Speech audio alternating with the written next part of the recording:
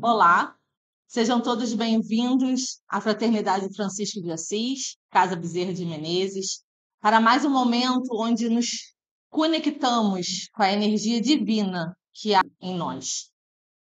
E nesse momento hoje viemos para trazer conhecimentos que, se praticados em nossa vida, no dia a dia, no nosso cotidiano, têm o poder de transformar as nossas vidas.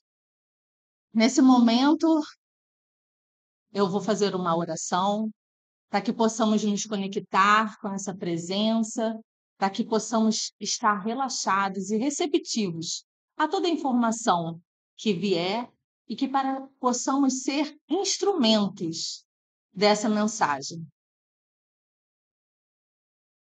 Peça permissão ao Mestre Jesus, à egrégora de luz da Fraternidade Francisco de Assis, para que abra nossas mentes e nossos corações, para que o conhecimento ancore em nossas mentes, trazendo assim para o nosso viver, para a nossa vida, para o nosso dia a dia. Graças a Deus.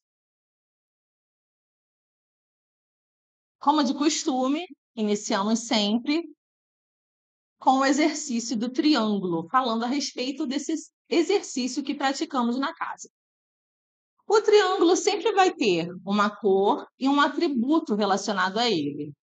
E isso é um exercício que vai estimular a nossa concentração e fazer com que cada vez mais a gente consiga meditar com mais facilidade, encontrar o nosso centro. Quando começamos a praticar a respiração e o treino da meditação, quando nos encontramos em momentos tribulados na nossa vida, no nosso dia a dia, e a gente consegue perceber que estamos nesse momento e paramos, respiramos e meditamos, conseguimos voltar para o nosso centro e tomar atitudes mais pensadas, mais coerentes, que não vão causar consequências prejudiciais à nossa vida.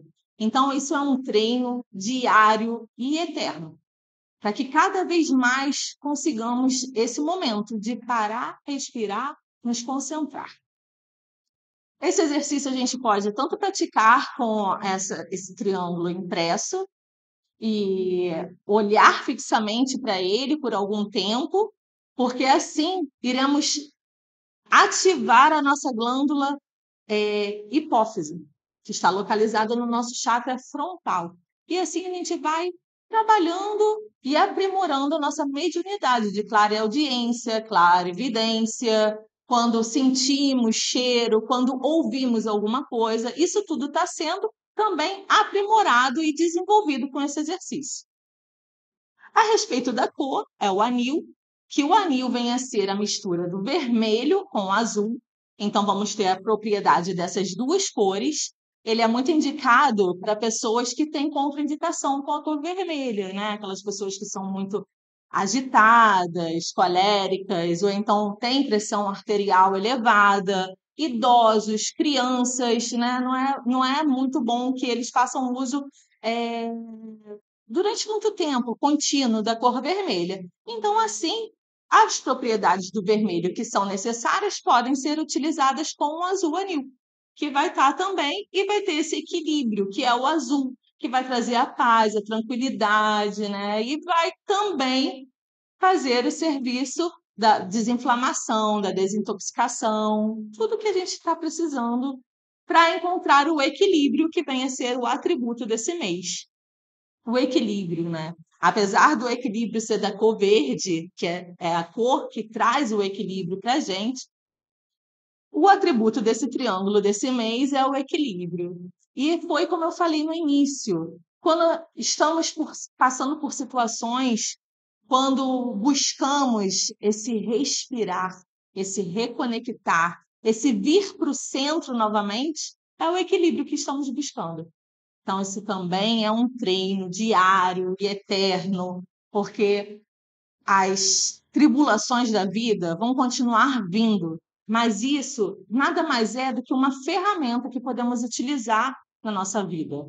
E é muito boa para que pratiquemos de verdade, porque também não adianta só o conhecimento, se não colocar esse conhecimento na vida, no cotidiano, na prática, né? Assim, podemos de fato absorver toda essa energia positiva que ele traz para a gente. O estudo agora do Bhagavad, que é outro livro que utilizamos nos estudos da fraternidade. Estamos ainda falando sobre o capítulo 10. E o capítulo 10, o nome do capítulo é Vibhuti Yoga, a excelência divina, né? Aqui é o diálogo entre Krishna, que vem a ser o verbo divino encarnado, e Arjuna, que vem a ser o discípulo de Krishna, que podemos comparar a nós mesmos quando buscamos esse conhecimento, quando buscamos questionar Deus em nossa vida e ele se abre para nos responder. E isso daqui são as respostas de Krishna para Arjuna. Nesse capítulo em si, Arjuna está querendo saber de quais maneiras o Krishna se manifesta na vida material mesmo. E no preâmbulo diz assim: Deus não é diferente coisas, mas tudo em tudo. Ele é a unidade de que procedem todos os números. Ele é um em tudo, o verdadeiro fundamento e a verdadeira essência. Em si mesmo, imutável, manifesta-se de variadíssimos modos, conforme os pontos. Dele, não podemos dizer que seja em si mesmo perfeito ou imperfeito, bom ou mal, porque ele é a perfeição e a bondade mesma em todas as coisas. Ele é o mais perfeito ser. Então, esse é o preâmbulo. No estudo de hoje, iremos falar a respeito do versículo 27, 28, 29 e 30. Mas eu tomo a liberdade de só falar aqui a respeito do versículo 17. Porque aqui, no versículo 17, ele resume todo esse capítulo dizendo, nos mostrando do que está falando isso. Então, no capítulo 17, no versículo 17, Arjuna pergunta: como poderei eu chegar a conhecer-te? Como devo pensar em ti? Como meditar em ti, se não conheço a tua forma própria? Então, como eu falei, Arjuna está querendo saber quais são as formas de manifestação de Deus na vida material. E no versículo 27, Krishna começa respondendo: entre os cavalos, sou Utshairava. É indiano, gente, os nomes são bem complicados. O cavalo de Indra, símbolo da poesia, que nasceu de Amrita, a água da imortalidade. Dos elefantes, sou Airavata, símbolo de sabedoria e grandeza. E entre os homens, o governador. Das armas, sou o raio e Kamaduki, símbolo da fertilidade. Entre as vacas. Entre os amantes, sou o amor. Entre as serpentes, sou o Vasuki, rei das serpentes, símbolo do saber. Entre os dragões, sou Ananta, símbolo da inteligência. Entre os seres aquáticos, sou Varuna, deus da água. Entre os pitres antepassados, sou Ariama, o seu chefe. E dos juízes, sou Yama, o juiz dos mortos. Sou Pralada entre os Daityas, tempo entre suas medidas, leão entre as feras e águia entre as aves. Então, aqui Krishna responde em tudo que ele se manifesta. Resumindo, tudo. Só que no capítulo 22 ele também fala Entre as faculdades sou a razão, e nos seres vivos sou a vida. Nada mais fácil de resumir que Krishna, Deus, é a vida em tudo e em todos. Vamos partir para o estudo Mediunidade Médium, que é a apostila que estudamos na fraternidade, tudo escrito pela nossa irmã Narci Castro de Souza. Estamos no item 15, que está falando sobre mediunidade onírica ou mediunidade de desdobramento, né? Onírica vem a ser aquela do sonho, quando a gente sonha. E desdobramento é quando a gente dorme e o nosso espírito sai. É a mesma coisa, né? O espírito vai e tem experiências, vivências mesmo, mas traz essa recordação de quando ele estava em espírito andando no plano astral. Hoje é a pergunta 9, mas eu vou só relembrar que nós estamos falando aqui, porque na pergunta 7 foi perguntado se quando desencarnados, habitando o plano astral, se é possível adormecer lá no plano astral e mesmo assim se projetar, mesmo assim ter essa projeção astral. E foi respondido que sim, que é possível sim. E que continuamos tendo mediunidade lá, mesmo depois de desencarnados. Então, mais uma prova de que a mediunidade não está no corpo físico, né? Ela está no corpo emocional, no corpo mental, e é uma coisa inerente a todos nós e que não perdemos. Por isso que quando desenvolvemos nas outras encarnações, nas próximas, vamos trazer tudo que conquistamos aqui. Então, como está dizendo, sim, é possível. Inclusive as outras mediunidades, não só a onírica, né? Mas todas as outras, de incorporação, de clarividência, todas elas. E na pergunta 9, existem, então, como acontece no plano físico, reuniões mediúnicas para intercâmbio com os planos acima do astral?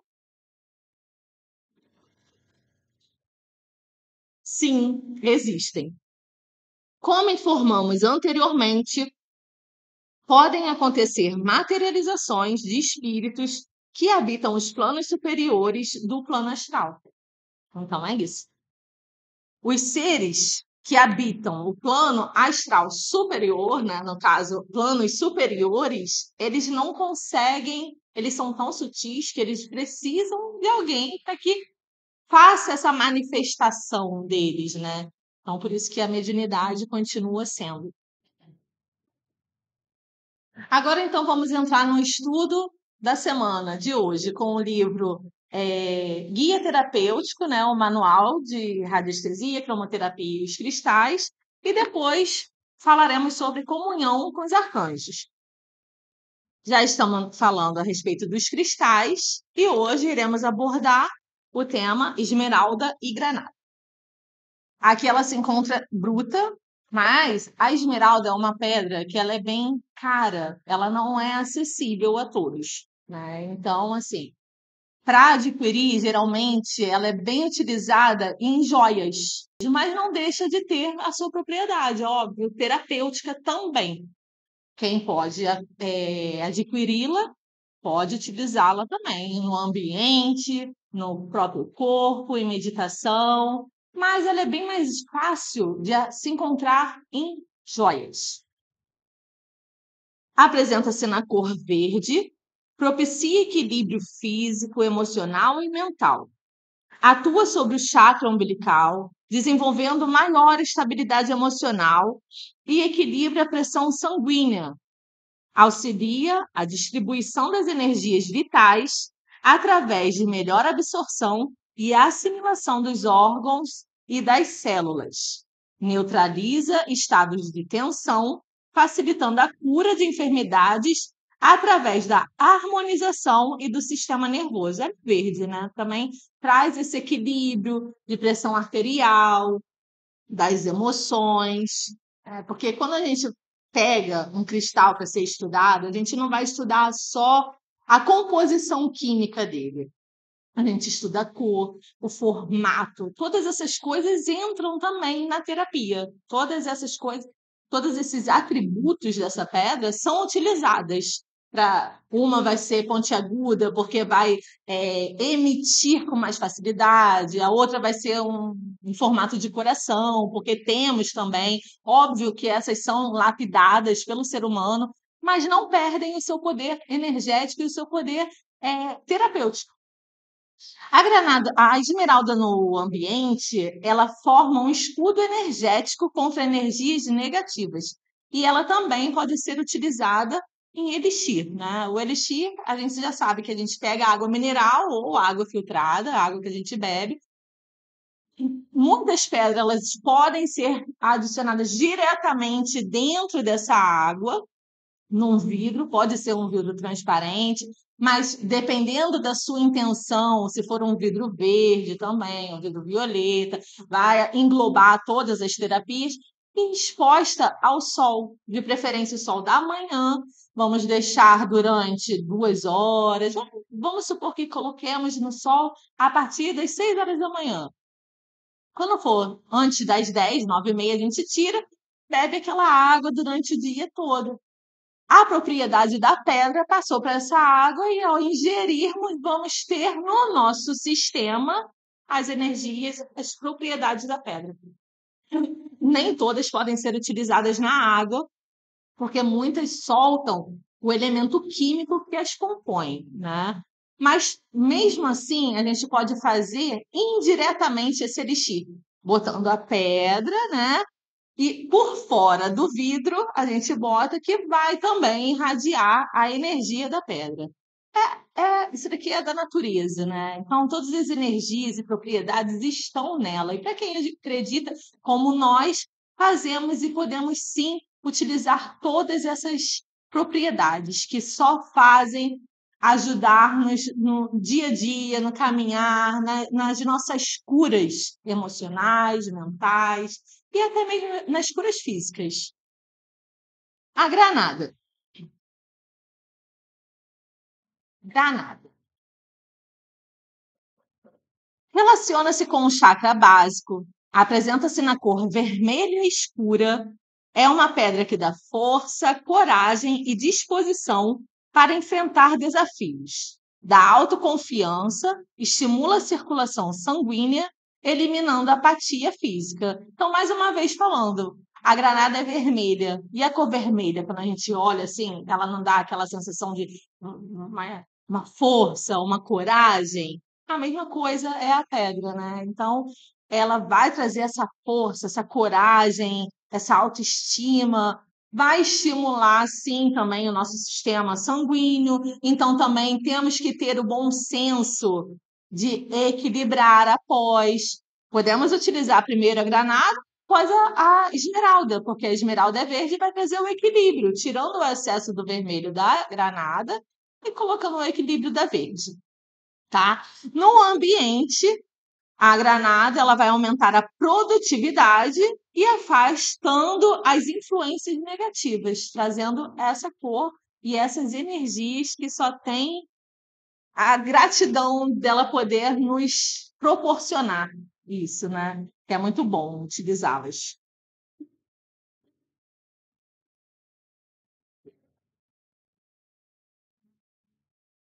Agora é o nosso último livro.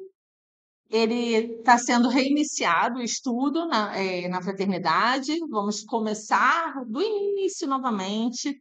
Esse livro aqui, o nome dele, apesar de ser Comunhão com os Arcanjos, também fala dos 7 raios, mas talvez seja comunhão, porque na parte dos arcanjos vem ensinando como entrar em comunhão com esses seres de altíssimo grau. Hoje iremos falar sobre a Grande Fraternidade Branca Universal, que é o início desse livro. Também produzido pela nossa irmã Narci, né? Como todos os livros que estudamos aqui, menos o Bhagavad e o Evangelho de Carlos Torres Pastorino. A origem de nosso universo é a consequência da vontade de um ser de estupenda elevação, a quem denominamos Logos cósmico, ou Pai inominável, ou Deus Supremo. Antes de mais nada, eu quero lembrar que a grande fraternidade universal, ela é a hierarquia espiritual do planeta Terra. Então, aqui temos a certeza que o planeta não está à deriva. Temos um governo da Terra, um governo que tem, dentro da hierarquia dele, seres de altíssimo grau de evolução, que estão sim nos protegendo, nos guiando quando nos abrimos, nos conectamos a eles, porque eles são tão de extrema evolução que eles não corrompem o nosso livre-arbítrio, né? Então é preciso que queiramos esse contato, que queiramos entrar nessa conexão, né, de fato. E quando a gente se abre, quando batemos a porta se abre, com certeza. E eles vêm em nosso auxílio. E é muito bom saber disso, né? Dessa hierarquia, dessa proteção que temos. A origem da galáxia é também decorrente da vontade de um outro ser de imensa evolução, a quem chamamos de Logos Galáctico.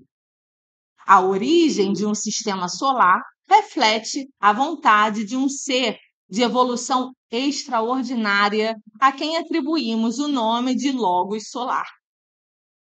A origem de um planeta é ocasionada pela vontade de um ser de alta evolução a quem denominamos de Logos planetário. Todos esses senhores fazem parte de uma grande hierarquia que opera de forma amorosa com a finalidade de coordenar o progresso das vidas que estão sob sua proteção. Então, como podemos ver aqui, existe esse cargo é mutável, porque eles evoluem, eles continuam a evolução, e isso está aberto, como assim, Jesus, ele é hoje um ser de altíssima evolução, mas ele não está isento de ter começado como mineral, assim como nós, né? Então, isso é prova que essa grande fraternidade, esse grande governo, é uma escada de evolução e que está aí para todos nós. A gente acreditando ou não, passamos por essa escada. Podemos ainda nem ter colocado os pés no primeiro degrau, mas um dia teremos que subir essa escada. E dentro dessa hierarquia, tem lá os cargos, né? Que é o Senhor do Mundo, que atualmente é o Siddhartha Gautama, que está nesse, como se fosse, vamos comparar com o governo do planeta, né? O governo do planeta não, o governo de um país. Temos o presidente, o governador, o prefeito, os vereadores, assim se dá também nesse governo espiritual. Então, vamos dizer que o Senhor do Mundo, que é o cabeça, é o presidente da Grande Fraternidade Branca, que atualmente é o Siddhartha Gautama. Depois vai ter o Buda da Evolução, que atualmente é o Lorde Maitreya, que antes dele ser o Buda, ele era o Cristo cósmico, aquele que corporificou em Jesus, aquele que na hora do batismo o Espírito Santo de Deus desceu. Era o Lorde Maitreya, que ajudou Jesus no processo de evolução dele. E não só dele, de Kuthumi também, que é o nosso Francisco de Assis. Então, depois disso, temos os instrutores do mundo, que atualmente é Jesus, e o nosso queridíssimo Francisco de Assis. Também tem o Lanto. Depois de todas esses cargos, essas subdivisões, ainda temos mais subdivisões, que são os raios, que vai ser estudado no livro, né? Falaremos dos 7 raios cósmicos, que são nada mais, nada menos a luz que desce do Sol central, o Sol do universo, o Sol Deus, né? Que se subdivide, que vai vir em setores, mas isso é um assunto para uma próxima aula, porque iremos abordar esse tema também com mais profundidade. Na página 27 do livro, está falando os homens e os raios. É justamente quando começa os homens ter esse direito, né, esse acesso a essa evolução. É quando nós temos a oportunidade de estar sobre a regência de um raio e podemos desenvolver esses atributos de cada setor, de cada raio. Em todas as existências, nascemos sob o comando de um desses raios. E vamos, aos poucos, gradativamente, adquirindo essas qualidades, diminuindo os defeitos e aumentando as qualidades. E isso, como tudo na nossa vida, são passos contínuos que devemos dar, contínuos, gradativos, de sempre, né? É a disciplina de sempre, sempre, sempre, sempre continuar buscando isso. Para algum dia, daqui a anos, chegar a uma evolução de fato, né? A princípio, somos aspirantes à evolução.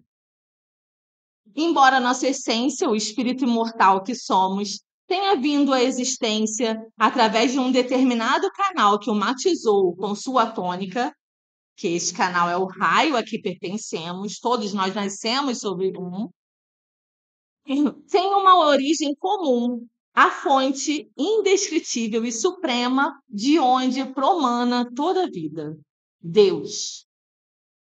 Em Deus, as características de todos os raios estão presentes em harmonia. Logo, em nós também se encontram presentes as características de todos os raios, embora em proporções diferentes e predominando a do nosso raio de origem. Como eu falei, temos um raio de origem. Quando fomos criados por Deus, centelha divina, fomos criados a partir de um raio. Mas a partir do momento que nos individualizamos, passamos por todos os raios. Em cada existência, vamos ter um raio diferente, justamente para isso, para a gente poder desenvolver todos os atributos desses todos raios, porque todos eles juntos fazem a perfeição de Deus. Para que a nossa evolução seja completa, é necessário desenvolvermos a um nível ideal todas essas características representativas dos 7 raios. Por isso, antes de alcançarmos a plena evolução, a cada encarnação ficamos sob a tutela de um mestre de um determinado raio, a fim de que em nossa natureza seja desenvolvida a qualidade pertencente a este raio. Por isso mesmo, é difícil para o ser de evolução mediana, nós, determinar o raio de sua essência, pois ele exteriorizará as características do raio sob o qual se encontra no momento. Então, o resumo é: quando somos criados, centelhas divinas de Deus, emanamos de um raio. É o nosso raio de essência. Mas a cada nova existência, que a vida é eterna, a vida não cessa, mas as existências sim. O nosso corpo físico acaba. E cada vez que esse corpo físico acaba, junto acaba aquela experiência. Porém, numa nova experiência, teremos em outro raio.